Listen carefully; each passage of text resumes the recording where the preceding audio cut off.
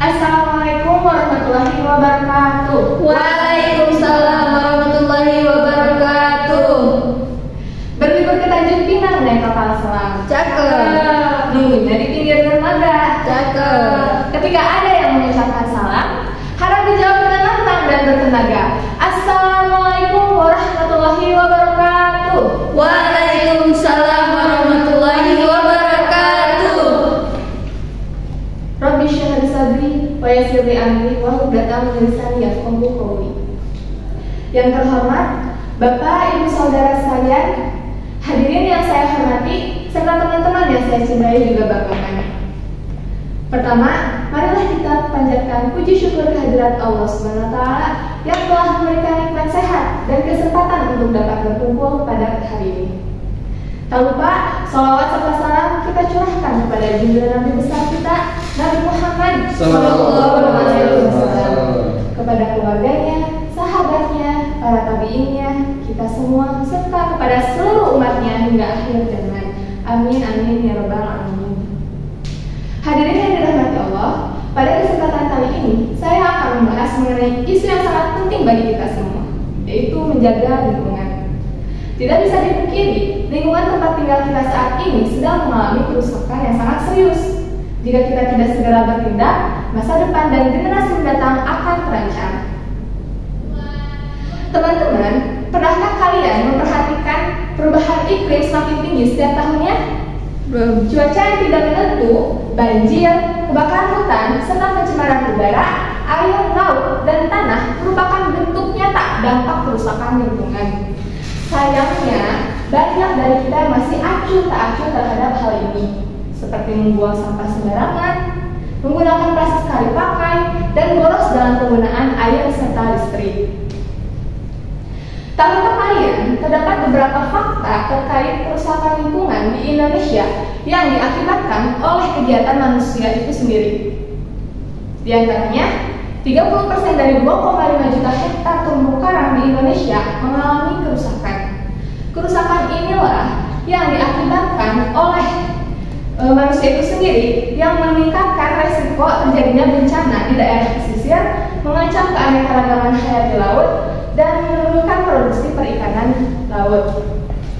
Selain itu, pada tahun 2010, Indonesia, yaitu Sungai Citarum, pernah dinobatkan sebagai sungai yang paling tercemar di dunia oleh situs huffingtonpost.com.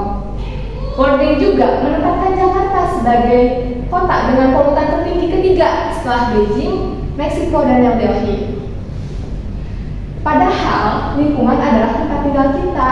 Jika lingkungan rusak, bukan hanya hewan dan tumbuhan saja yang menderita, tapi kita juga manusia. Udara yang kita hirup, air yang kita minum, makanan yang kita makan, semuanya berasal dari alam. Jika alam rusak, dari mana lagi kita akan mendapatkan kebutuhan hidup? Teman-teman, apakah ada di antara kalian yang masih suka membuang sampah sembarangan? Ada. Tidak. Menggunakan plastik sekali pakai? Ada. Dan boros dalam penggunaan air serta listrik? Jangan ya Dea, jangan. Oleh karena itu, saya mengajak kita semua untuk mulai peduli dan bertindak.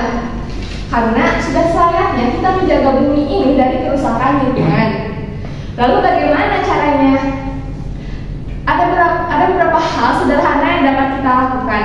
Pertama, buanglah sampah kepada tempatnya, bukan kepada temannya. Ya. Nah, jika tidak dapat menemukan tempat sampah, maka simpanlah sampah itu terlebih dahulu sampai kita benar-benar menemukan tempat sampah. Kedua, kurangi penggunaan plastik. Mari kita mulai biasakan untuk membawa tas kain dan botol minum yang dapat diisi ulang. Ketiga, hemat energi. Matikan lampu, matikan AC, dan juga penggunaan listrik lainnya yang jika tidak digunakan. Keempat, tanam pohon. Pohon tidak hanya menyerap karbon dioksida, tetapi juga memberikan oksigen yang sangat kita butuhkan. Teman-teman, kita harus mulai dari sekarang untuk menjaga lingkungan. Jika tidak, masa depan yang akan kita tinggalkan untuk anak cucu kita kelak nanti akan penuh dengan bencana. Mari menjadi bagian dari solusi, bukan bagian dari masalah. Mulai dari hal-hal kecil, mulai dari sekarang dan mulailah dari diri sendiri. Demikian yang dapat saya sampaikan. Terima kasih atas perhatiannya. Semoga apa yang telah disampaikan dapat memberikan manfaat dan inspirasi bagi kita semua. Saya Adi Natasha, pamit undur diri. Sampai jumpa. Wassalamualaikum warahmatullahi wabarakatuh. Waalaikumsalam.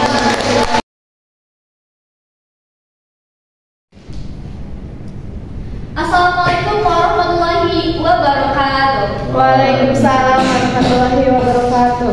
Salam sejahtera bagi kita semua. Salam Om Swastiastu, Namo Buddhaya dan Kebajikan.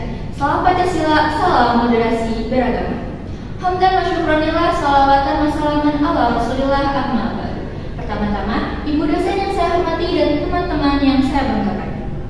Hari ini, saya ingin mengangkat isu serius tentang peremehan terhadap wanita dalam berbagai aspek kehidupan di tempat kerja, di rumah, maupun dalam masyarakat. Masih banyak wanita yang diremehkan, suara mereka tidak terdengar dan kontribusi mereka diabaikan. Pertama, di dunia kerja.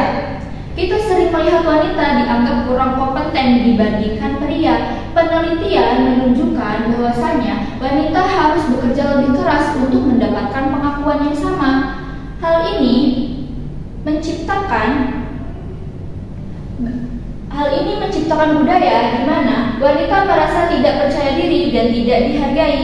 Kita perlu mengubah paradigma ini dan menghargai setiap individu berdasarkan kualitas dan kinerja mereka, bukan gender.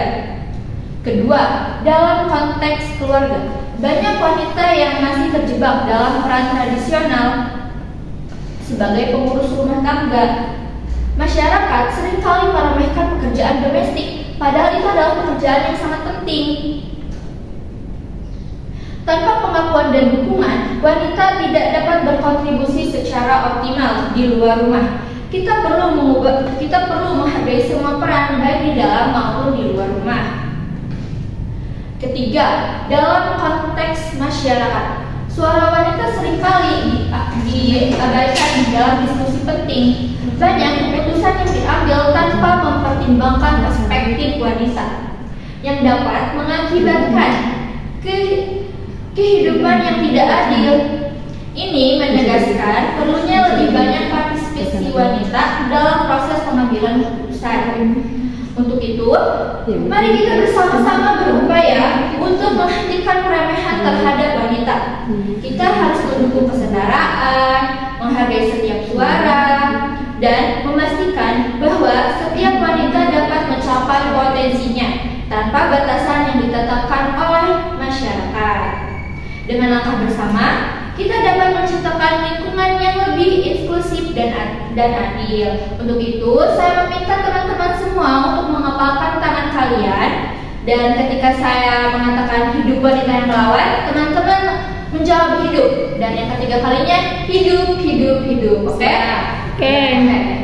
Hidup wanita yang melawan. Hidup. Hidup wanita yang melawan. Hidup. Hidup wanita yang melawan. Hidup, hidup, hidup.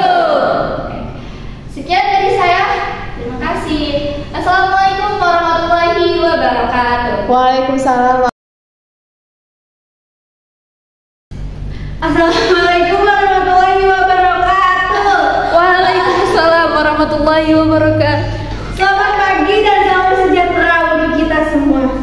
Ibu dosen yang saya hormati serta teman-teman semua yang saya cintai. Pertama-tama, mari kita bersyukur kepada Allah Subhanahu wa Ta'ala atas berkat dan karunia-Nya kita semua bisa berkumpul di tempat yang insya Allah dimuliakan.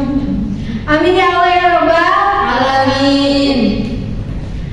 Sebelumnya, saya di sini akan menyampaikan pidato dengan judul Menjadi Versi Terbaik dari Diri Sendiri.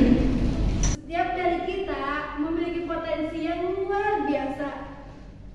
Namun, seringkali kita sendiri yang membatasi potensi itu dengan pikiran negatif atau rasa takut gagal. Padahal, sukses itu bukan tentang siapa yang paling kuat dan siapa yang paling pintar, tapi siapa yang mau berusaha, terus belajar, dan tidak pernah menyerah. Kesuksesan adalah hasil dari perjalanan yang panjang. Di perjalanan, kita akan mendapat tantangan dan rintangan. Tapi ingat, tantangan dan rintangan bukan untuk membuat kita menjadi berhenti. melainkan untuk membuat kita menjadi lebih kuat dan tahu bagaimana cara bangkit kembali. Teman-teman, saya ingin kita semua percaya bahwa kita bisa. Kita tidak boleh meremehkan diri sendiri, apalagi membandingkan dengan orang lain. Tapi, bandingkanlah diri kita dengan siapa diri kita yang kemarin. Saat kita terus berusaha dan tidak pernah menyerah, percayalah, kesuksesan akan datang pada waktunya. Tapi, jika kita menyerah dan tidak bersemangat, kita tidak akan pernah tahu seberapa dekat kita dengan kesuksesan. Mari kita menjadi versi terbaik dari diri kita sendiri, bukan hanya untuk kita, tapi untuk orang yang kita cintai dan untuk dunia yang membutuhkan kontribusi kita. Cukup sekian dan terima kasih. Sebelum pamit ada pantun dulu.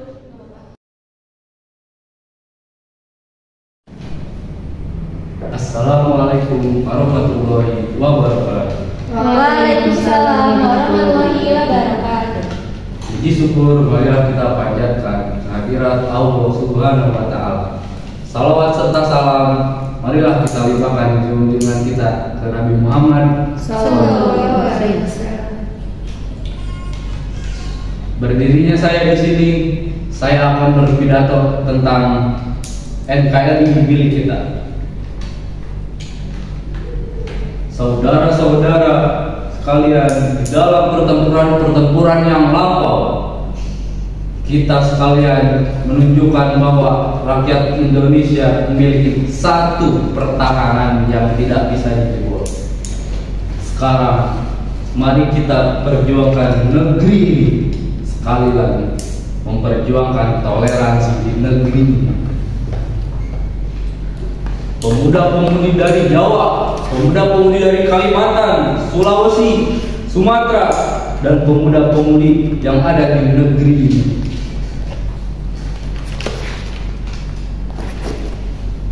Mari kita perjuangkan nama Indonesia sekali lagi. Saudara-saudara sekalian, nama Republik Indonesia itu sangat tinggi, sebagaimana geledek menjabat tiang tertinggi di negeri ini. Oleh karena itu, pahamilah, walau kita berbeda-beda, walau kita saling berjauhan, tapi kita adalah pemuda-pemudi Indonesia, generasi penerus bangsa. Maka bersatulah bangsa Indonesia. Maka dari itulah, tegakkan kepalamu, kepalkan lenganmu, berteriaklah merdeka, Merdeka! merdeka, Merdeka! merdeka. Merdeka! Sekali merdeka, tetap merdeka, untuk hari ini dan untuk selama-lamanya. Saudara-saudara, NKRI ini bukan milik suatu golongan, bukan milik suatu agama, bukan milik suatu adat, bukan milik suatu suku, tetapi milik kita semua, dari Sabang sampai Merauke. Mungkin hanya itu yang saya bisa sampaikan dari PFK ini. Saya Sahril Arifin, pamit undur diri. Wassalamualaikum warahmatullahi wabarakatuh.